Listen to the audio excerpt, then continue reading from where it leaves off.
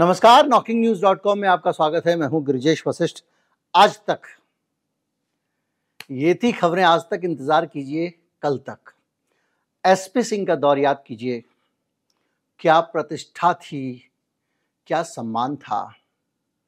यह स्थिति 2014 तक बढ़िया चली है, बल्कि 2-4 साल और जोड़ लीजिए। लेकिन अब हालत यह है कि जैसे हम कहते हैं ना, 10 साल में ये हो गया, वो हो गया, हर आदमी के ऊपर हर आदमी के हिस्से से 1 लाख रुपए का कर्जा अमीरों का माफ कर दिया गया, सब बोलते हैं। उसी तरह से इन 9 सालों में आज तक की हालत भी खराब हो गई है। और अब हालत यह है कि इस चैनल की जो बादशाहत थी वो खतरे में पड़ गई है। कंपनी के मुनाफे प्रभावित हुए हैं और जो ताज़ा वित्तीय नतीजे आए हैं वो ये संकेत कर रहे हैं कि इस चैनल के लिए आगे आने वाला समय और चुनौतीपूर्ण रहने वाला है।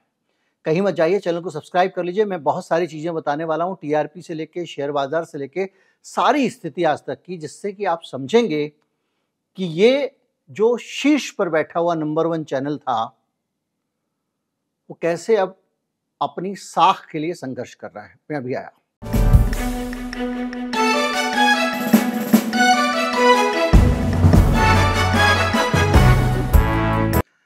ये खबर 1 नवंबर की है, इकोनॉमिक टाइम्स। जो Q2 रिजल्ट्स हैं, Q2 रिजल्ट्स क्या होते हैं सबको बता दूं। 4 तिमाहियों में एक साल को बांटा जाता है। हर तिमाही को क्वार्टर कहते हैं।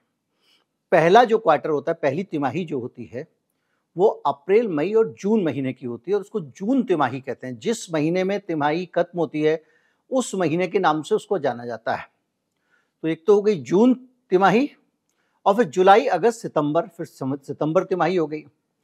तो ये जो सितंबर तिमाही के आंकड़े हैं, इन आंकड़ों को अगर देखें तो पिछली साल के जो सितंबर तिमाही के आंकड़े थे उनके मुकाबले इंडिया टुडे ग्रुप जो आज तक का मालिक है उसके मुनाफे 64% गिर गए। और अब कंपनी कुल मिलाकर, इतने सारे संस्थान हैं, इतने सारे पब्लिकेशंस हैं, न्यूज़ है, इसके अलावा बहुत सारा आप देख रहे हैं उनका इंटरनेट पे, यूट्यूब पे बहुत कुछ है। अब मुझे पता नहीं, कुछ उन्होंने कुछ नई कंपनियां बना दी हों इंटरनेट वगैरह की, तो ज़्यादा जानकारी नहीं है। लेकिन टीवी टुडे नेटवर्क लिमिटेड के सिर्फ 7 करोड़ 20 लाख मुनाफे रह गए, बल्कि 7 करोड़ 2 लाख रह गए, 7.02 करोड़, यानी 7 करोड़ मान लीजिए कुल, इतनी बड़ी कंपनी के मुनाफे। और जाहिर बात है ये खबर तब आई है जब लोगों को दिवाली पर कंपनी से कुछ मिलने की आस रहती है। लेकिन आज तक के कर्मचारियों का दिल नहीं टूटने वाला है, और दिल इसलिए नहीं टूटने वाला है कि दिवाली पर उनको कुछ नहीं मिलता है। कभी एक गिफ्ट कूपन मिल जाएगा, कभी एक मिठाई का डिब्बा मिल जाएगा, इसके अलावा कभी कुछ नहीं। और जहां तक सवाल बोनस का है, तो बोनस भी वहां के कर्मचारियों को उन्हीं को मिलता है जिनके लिए कानूनन बोनस देना आवश्यक हो। जिन लोगों के लिए कानूनी तौर पर बोनस देना आवश्यक नहीं है उनको कोई एक्सग्रेशिया ये कंपनी नहीं देती है। पिछले कई साल का रिकॉर्ड तो मुझे पता है। अपनी कंपनी जिसमें आपने काम किया हो, सालों काम किया हो, करीब 1.5 दशक काम किया, उस कंपनी के बारे में ऐसी खबरें सुनना खराब लगता है। एक बुलंदी का दौर था, आज तक मतलब नंबर 1 के अलावा आज तक कुछ होता ही नहीं था। कभी नंबर 2 आ जाए तो न्यूज रूम में सन्नाटा हो जाता था, भयंकर सख्ती होती थी और हर आदमी की हालत खराब हो जाती थी, पूरा माहौल गड़बड़ा जाता था। लेकिन अब लंबे समय से आज तक नंबर 1 की पोजीशन देखने को तरस गया है। जो हालत मैंने अभी आपको बताई मुनाफों की कंपनी के, उससे अगर आगे बढ़े तो एक हफ्ते में जो शेयर था कंपनी का वो 214 रुपए से गिर के 192 रुपए 93 पैसे पर आ गया है। 214 से, ये अपने आप में एक बड़ी गिरावट है। अगर आप इस कंपनी का रिकॉर्ड देखें, इसके शेयरों का रिकॉर्ड देखें, किस तरह से कंपनी लगातार नीचे जा रही है, तो पिछले एक दिन में इसके शेयर की गिरावट 6.8% हुई है। एक हफ्ते में 9.98% हुई है, एक महीने में 8.53% हुई है और 3 महीने में 5.14% हुई है। एक साल में ये शेयर 30% टूट गया है और 3 साल में ये 3.6% यानी बीच में स्थिति सुधरी होगी। लेकिन आप 5 साल पहले किसी ने इन्वेस्ट किया है, आपने इन्वेस्ट किया आज तक में, तो आज आपका शेयर 51.39% गिर चुका है। यानी किसी ने 5 साल अगर आज तक के शेयर को होल्ड कर लिया है तो 51.39% उसके शेयर की कीमत गिर गई है। और यही स्थिति अगर आप देखें तो जो उसके मालिक हैं अरुण पुरी या उसमें पैसा लगाने वाले आदित्य बिरला ग्रुप, जो भी लोग हैं, उन सब के शेयर की हुई है। यानी उनका जो मार्केट कैपिटल है वो करीब आधे से भी कम हो गया है। ये हालत है। ये आंकड़ा अगर आप देखें तो ये आंकड़ा आपको बताता है एक दिन का हाल, जिसमें लगातार शेयर गिरा है।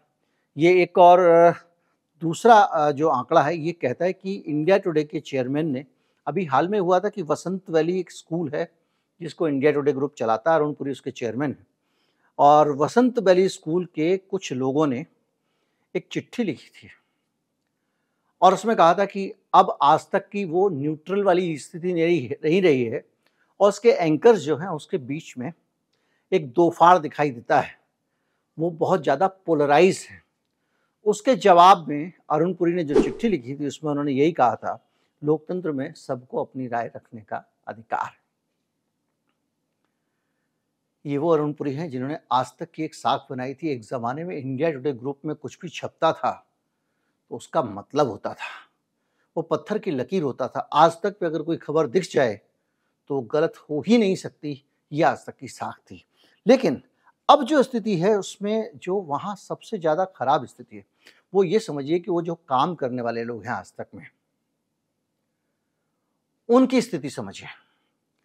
पूरी टीवी इंडस्ट्री में जो काम करने वाले लोग हैं, जो प्रोड्यूसर्स हैं वहाँ पे, जो वहाँ पे एडिटर्स हैं, जो वहाँ पे रिपोर्टर हैं, जर्नलिस्ट हैं, कोऑर्डिनेटर्स हैं, गेस्ट कोऑर्डिनेशन के लोग हैं, ग्राफिक्स बनाने वाले लोग हैं, उन सब के लिए टीवी के लिए एक सरदर्द खड़ा हो गया। और उसकी वजह यह है कि टीवी जो है वो उसका ओवरऑल व्यूअरशिप कर रही है। टीवी ने जिस प्रकार से अपनी साख खोई है सभी चैनलों ने सम्मिलित रूप से मिला के, उसके कारण जो ओवरऑल यूनिवर्स है वो गिरता जा रहा है और टीवी के दर्शकों की संख्या कम होती जा रही है। और जो लोग टीवी देखते भी हैं वो भी टीवी पे भरोसा नहीं करते हैं। हालत यह है कि आज तक में कई सारे प्रयोग किए गए और आज तो आज तक के पास में बहुत सारे अच्छे अच्छे चेहरे हैं, अच्छे अच्छे दिमाग हैं। सुधीर चौधरी से आप सहमत हो ना हो, सुधीर चौधरी का एक रिकॉर्ड है और उन्होंने बड़े लंबे समय तक जी न्यूज़ को एक बेहतर जगह पर रखा सिर्फ अपने एक शो के कारण। उनकी इतनी एक प्रसिद्धि है, जैसे भी लोग हैं उनको पसंद करने वाले हैं, वो सुधीर चौधरी आज तक में है। अंजना ओम कश्यप जैसी फायर ब्रांड एंकर आज तक में है, चित्रा त्रिपाठी हैं और भी बहुत सारे अच्छे अच्छे लोग वहाँ पर हैं। लेकिन उसके बावजूद चैनल बहुत अच्छा नहीं कर पा रहा। अगर आप टीआरपी का देखें, मैं टीआरपी का आंकड़ा बहुत सेग्रीगेटेड दिखा रहा हूँ क्योंकि इसमें बड़ी फाइन ट्यूनिंग होती है। 15 साल से ऊपर वालों का आंकड़ा कभी होगा कि 22 साल से ऊपर का आंकड़ा, कभी स्थिति होती है कि भाई जो आंकड़ा आप निकालना चाहें, अब आपने आंकड़ा निकाल लिया कि साहब ये हम एलिट क्लास का लेंगे, एलिट क्लब का लेंगे, कभी आपने कहा ये ऐसा आंकड़ा है जिसमें गरीबों को निकाल दिया हमने, तो इसलिए टीआरपी एक वेरिएशन होता है। लेकिन मोटा मोटा एक मार्केट शेयर का जो आंकड़ा आता है, किसका कितना मार्केट शेयर है, तो वो स्थिति आप देखेंगे तो अलग अलग में, और इसमें जो स्थिति आती है वो ये है 16 सितंबर से 23 सितंबर के बीच का जो वीक था, वीक 41, उसमें आज तक चौथे नंबर पे था। पहले नंबर पे टीवी 9 भारतवर्ष, दूसरे पे न्यूज़ 18, तीसरे पे इंडिया टीवी, चौथे पे आज तक। इसके अलावा मैं दूसरा जाता हूं और वो है वीक 39। मैं बहुत ज़्यादा उसको सिस्टमेटिक नहीं लगा रहा हूँ, मैं आपको सीधे बता रहा हूँ। ये पिछले कुछ 2-3 महीने के आंकड़े मान लीजिए। ये 2 सितंबर से 29 सितंबर के बीच का है। इसमें news 18 number 1, TV 9 number 2, India TV number 3, आज तक नंबर 4, जो हमेशा नंबर 1 रहने वाला चैनल था। इसके अलावा आप देखें वीक 36 के आंकड़े, news 18 number 1, TV 9 Bharatvarsh number 2, India TV number 3, आज तक नंबर 4। अगर आप देखें आपका वीक 35 के आंकड़े, इसमें आज तक नंबर 3 है, न्यूज़ 18 नंबर 1 है, इंडिया टीवी नंबर 2 है, आज तक नंबर 3 है। इसके अलावा अगर आप आंकड़े अलग अलग तरह से देखते जाएं, वीक 38 के अगर आप आंकड़े देखें तो इसमें आज तक तीसरे नंबर पे इंडिया न्यूज़ 18, उसके बाद इंडिया टीवी और आज तक।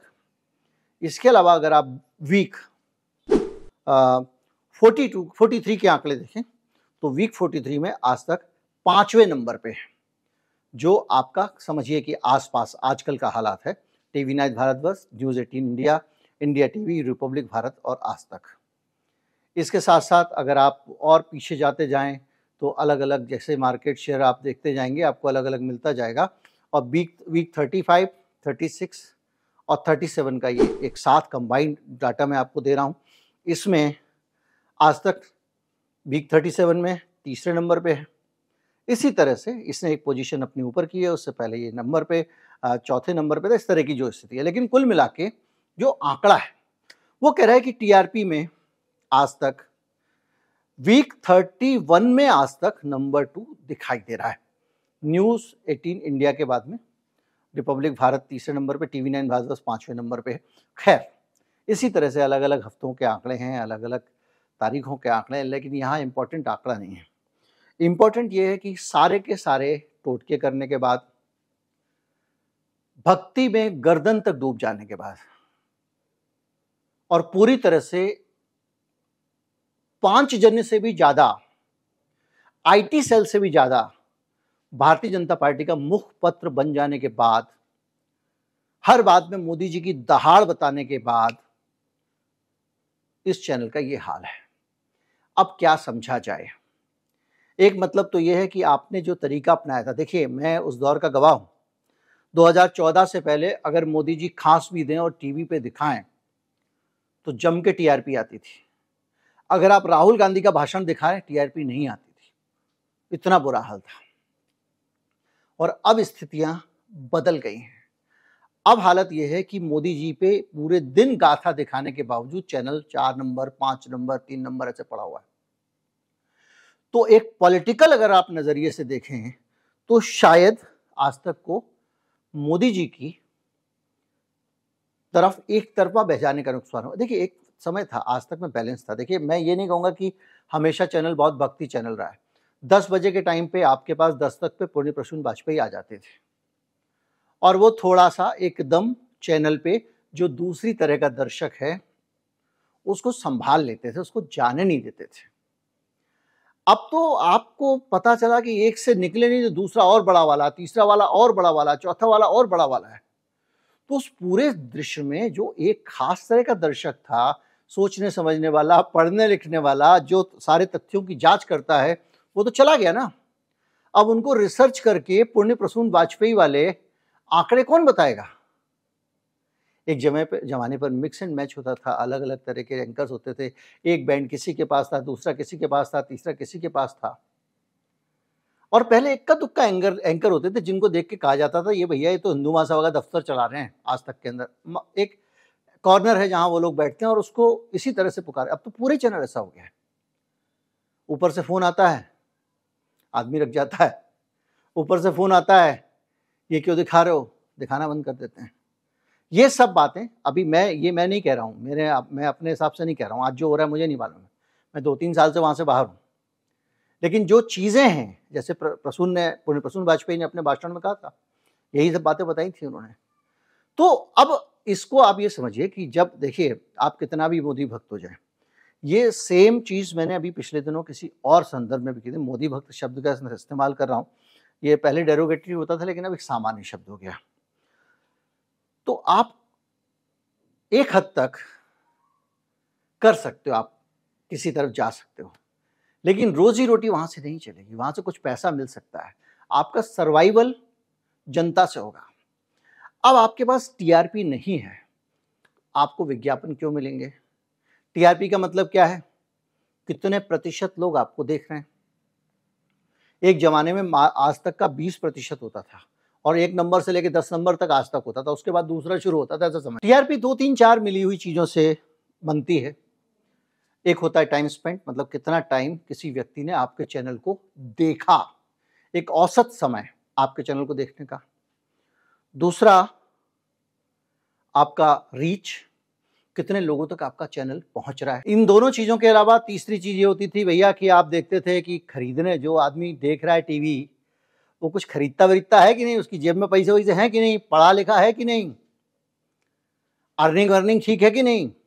तो जिसको अर्निंग वाले देखेंगे वो भी, तो विज्ञापन वाले जो करते हैं, ये टीआरपी बनी उनके लिए, वो क्या होते हैं, मीडिया प्लानर होते हैं। वहाँ वो बैठ के हिसाब लगाते हैं कि भैया इस चैनल पे मैंने विज्ञापन दिया और 5 रुपए का विज्ञापन दिया तो मेरे 50 रुपए वसूल होंगे, तब तो विज्ञापन दे देते हैं।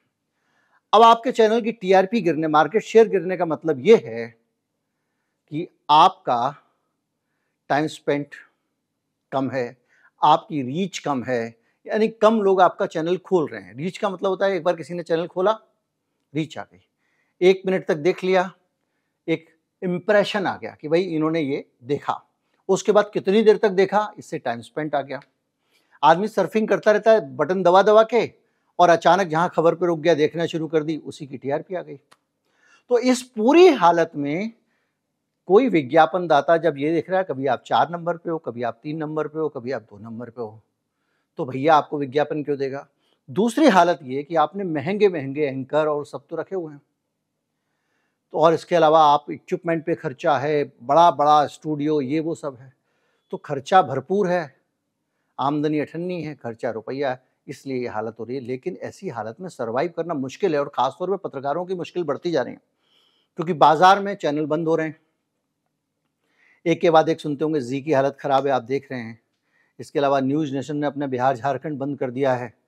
अलग अलग जगहों से इस तरह से खबरें आती रहती हैं। अब आप इंडिया टुडे की खबर आप सुन ही रहे हैं, एनडीटीवी से एक एक करके जो पढ़े लिखे प्रबुद्ध लोग थे वो सब छोड़ छोड़ के जा रहे हैं, क्योंकि अब ये नया निजाम अडानी सेवा उनसे बर्दाश्त नहीं हो रही है। वहाँ से चला चली का प्रोग्राम चल रहा है, तो वो सब लोग जो आ रहे हैं वो मार्केट में आ रहे हैं, ये जितने लोग हैं। और जब मार्केट में आएंगे तो जाहिर बात है कि एक डिमांड और सप्लाई का बैलेंस होता है इंडस्ट्री का। जब इंडस्ट्री में आदमियों की ज़रूरत है और आदमियों की उपलब्धता नहीं है, तो लोगों को अच्छा वेतन मिलने लगता है। जब आदमियों की उपलब्धता खूब है तो नौकरी बचाना मुश्किल हो जाता है। उस सिलसिले में अभी लोग पहुंच गए, और इंडिया टुडे के लोग उसी हालत में। हमने उस दौर में काम किया है कि आपकी कंपनी कार देती थी अपनी तरफ से कि भैया चले ना जाना, क्योंकि वो एनडीटीवी इंडिया वगैरह लॉन्च हुआ था। तो धीरे धीरे करके इस तरह से चीज़ें बदल रही हैं, और अभी जो हालत है वो ये है। लेकिन मैं एक सलाह पुराना सदस्य होने के नाते कंपनी को देना चाहूँगा, अगर कोई देख रहा हो। जब आप काम करते हैं ना टीम में, हर आदमी की अहमियत होती है। ड्राइवर से अच्छा कोई ड्राइव नहीं कर सकता, रसोइये से अच्छा कोई रसोई नहीं बना सकता। इसी तरह से चैनल में रिपोर्टर से अच्छी रिपोर्टिंग कोई नहीं कर सकता, असाइनमेंट वाले से ज़्यादा कोऑर्डिनेट कोई नहीं कर सकता, रनडाउन प्रोड्यूसर से ज़्यादा कोई अच्छा रनडाउन नहीं बना सकता, और एंकर से ज़्यादा अच्छी कोई एंकरिंग नहीं कर सकता। दिक्कत ये हो गई है कि जब बहुत ज़्यादा मालिकों का हस्तक्षेप चीज़ों में होता है, तो रनडाउन प्रोड्यूसर अपना दिमाग लगाना बंद कर देता है। वो कहता है जो मालिक कहे वही मैं कर दूंगा।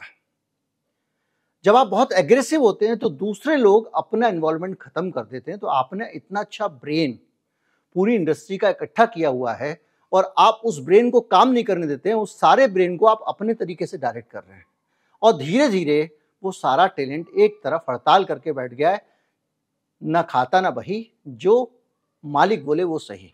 और ये स्थिति धीरे धीरे इस कंपनी को कमजोर कर रही है। उम्मीद करता हूँ वीडियो आपको अच्छा लगा होगा। अच्छा लगा हो तो ज़्यादा से ज़्यादा लोगों तक पहुँचाएं, चैनल को सब्सक्राइब कर लें। नमस्कार, जय हिंद।